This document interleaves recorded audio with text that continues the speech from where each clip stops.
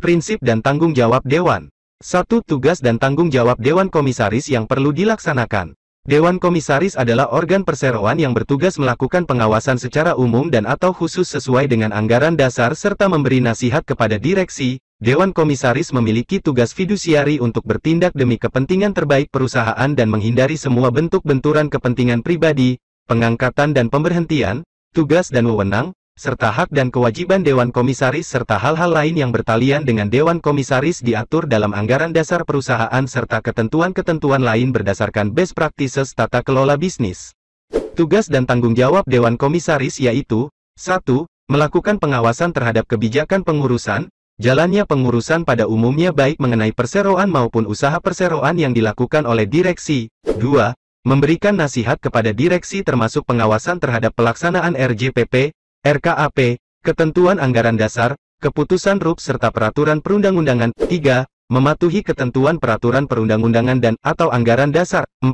Bertanggung jawab dan berwenang melakukan pengawasan atas kebijakan pengurusan, jalannya pengurusan pada umumnya, baik mengenai perusahaan maupun usaha perusahaan dan memberikan kepada direksi. 5. Melakukan pengawasan dan pemberian nasihat untuk kepentingan perusahaan dan sesuai dengan maksud dan tujuan perusahaan serta tidak dimaksudkan untuk kepentingan pihak atau golongan tertentu. Monoloyalitas. 6. Membuat pembagian tugas yang diatur oleh Dewan Komisaris sendiri. 7. Menyusun rencana kerja dan anggaran tahunan, RKAT, yang merupakan bagian tak terpisahkan dari RKAP. 8. Menyampaikan laporan tentang tugas pengawasan yang telah dilakukan selama tahun buku yang baru lampau kepada RUPS. 9. Memantau dan memastikan bahwa GCG telah diterapkan secara efektif dan berkelanjutan. 10. Memastikan bahwa dalam laporan tahunan perusahaan telah memuat informasi sesuai dengan ketentuan. 11. Melaporkan kepada perusahaan mengenai kepemilikan saham dan atau keluarganya pada perusahaan dan perusahaan lain termasuk setiap perubahannya. 12. Dalam melaksanakan tugasnya, Dewan Komisaris dibantu komite-komite sebagai organ pendukung Dewan Komisaris. 13. Komite audit yang dalam melaksanakan tugas dan tanggung jawab serta kewenangannya dilakukan sesuai dengan piagam komite audit. 14. Komite investasi dan manajemen risiko yang berfungsi membantu Dewan Komisaris memberikan masukan serta melakukan evaluasi sistem pengelolaan risiko, pengawasan internal dan menyediakan informasi kepada Dewan Komisaris mengenai masalah-masalah terkait untuk mengantisipasi risiko yang mungkin akan terjadi. 2. Peran Dewan Komisaris dan Direksi dalam menegakkan standar etika.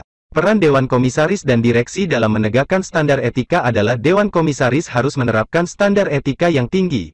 Hal ini harus mempertimbangkan kepentingan stakeholder. Dewan Komisaris memiliki peran penting dalam pengaturan nada etis dari perusahaan, tidak hanya dengan tindakan sendiri, tetapi juga dalam penunjukan dan mengawasi eksekutif kunci dan akibatnya manajemen pada umumnya. Standar etika yang tinggi dalam kepentingan jangka panjang perusahaan sebagai sarana untuk membuatnya kredibel dan dapat dipercaya, tidak hanya dalam operasi sehari-hari, tetapi juga berkaitan dengan komitmen jangka panjang.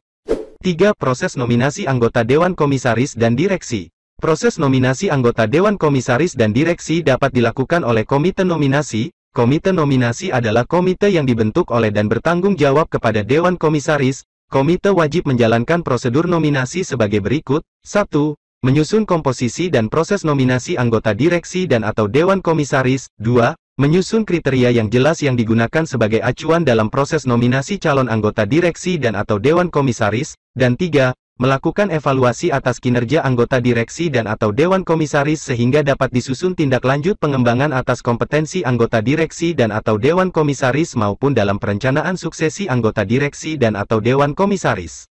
Prosedur nominasi harus dijalankan secara formal, transparan dan sesuai dengan kondisi dan kebutuhan IAI emiten atau perusahaan publik, serta peraturan perundang-undangan. Jika pada suatu perusahaan tidak terdapat komite nominasi, proses nominasi diselenggarakan oleh Dewan Komisaris. Rapat Dewan Komisaris sehubungan proses nominasi hanya dapat diselenggarakan dalam hal dihadiri oleh mayoritas dari jumlah anggota Dewan Komisaris termasuk seorang komisaris independen. 4.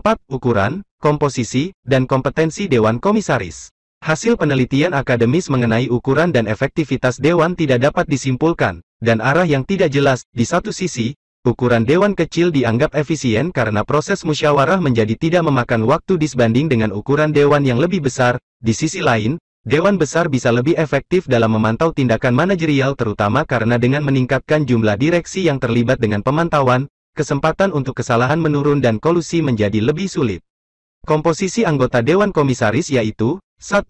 Jumlah anggota Dewan Komisaris harus disesuaikan dengan kompleksitas perusahaan dengan tetap memperhatikan efektivitas dalam pengambilan keputusan. 2. Dewan Komisaris dapat terdiri dari komisaris yang tidak berasal dari pihak terafiliasi yang dikenal sebagai komisaris independen dan komisaris yang terafiliasi. 3. Jumlah komisaris independen harus dapat menjamin agar mekanisme pengawasan berjalan secara efektif dan sesuai dengan peraturan perundang-undangan. 5. Proses pelaksanaan tugas Dewan Komisaris dan Direksi. Proses pelaksanaan tugas Dewan Komisaris dan Direksi adalah sebagai berikut. Kewajiban fidusia berarti bahwa, sebagai wali pemegang saham, direksi harus dapat dipercaya, bertindak dalam kepentingan terbaik pemegang saham, dan investor pada gilirannya memiliki keyakinan dalam tindakan direksi. Direksi harus menyadari tugas utama mereka adalah untuk menjadi penjaga gerbang perusahaan dengan melindungi investor dan bekerja menuju nilai pemegang saham penciptaan dan perlindungan kepentingan para pemangku kepentingan. 6. Akuntabilitas Dewan Komisaris dan Direksi, penilaian kinerja terhadap Dewan dan anggotanya. Akuntabilitas Dewan Komisaris dan Direksi dalam penilaian kinerja terhadap Dewan dan anggotanya adalah sebagai berikut. Akuntabilitas Dewan Komisaris dan Direksi dapat diklasifikasikan ke dalam akuntabilitas kepada pemegang saham, akuntabilitas untuk efektivitas operasi, dan akuntabilitas untuk keterlibatannya dalam pengambilan keputusan strategis perusahaan untuk memastikan kinerja yang berkelanjutan. 7. Peran dan tanggung jawab sekretaris perusahaan. Sekretaris adalah seseorang yang memiliki peranan sangat penting dalam sebuah perusahaan atau organisasi. Bahkan mereka juga dituntut untuk loyal pada perusahaan karena memegang banyak kunci dari sebuah perusahaan. Berikut adalah peran dan tanggung jawab seorang sekretaris. 1. Menyambut para tamu perusahaan dan mengarahkan mereka ke bagian yang dituju. Sekretaris akan membimbing dan mengarahkan setiap tamu yang datang ke sebuah perusahaan. Biasanya sekretaris juga sudah mengatur jadwal kedua belah pihak dalam sebuah rapat. 2. Menjawab telepon dan merespon email yang masuk. Pada umumnya, sebuah perusahaan atau organisasi memiliki kontak resmi yang digunakan untuk berkomunikasi dengan publik. Email yang masuk biasanya akan direspon oleh sekretaris kantor. Tak hanya itu, panggilan yang masuk melalui telepon juga biasanya akan direspon langsung oleh sekretaris. 3. Membuat serta mencatat hasil rapat. Dalam sebuah rapat, biasanya sekretaris akan hadir untuk membuat moments of meeting, yang berisi mengenai poin-poin yang disampaikan. Tak hanya itu, biasanya sekretaris juga diminta untuk menyiapkan dokumen-dokumen yang dibutuhkan dalam sebuah rapat sekaligus mengatur kelancaran sebuah rapat. 4. Berkomunikasi dengan berbagai pihak. Secara tidak langsung, sekretaris bisa dikatakan salah satu perwakilan dari sebuah perusahaan. Sekretaris akan selalu berkomunikasi dengan berbagai pihak yang dibutuhkan perusahaan, baik dengan karyawan, petinggi perusahaan, dan pihak eksternal yang bekerja sama dengan perusahaan. Tak hanya itu, sekretaris juga bisa diberikan tugas sebagai penengah komunikasi antar berbagai pihak. Maka dari itu, seorang sekretaris perlu memiliki kemampuan berkomunikasi dengan baik agar maksud dan tujuan yang ingin disampaikan oleh perusahaan dapat diterima dengan baik.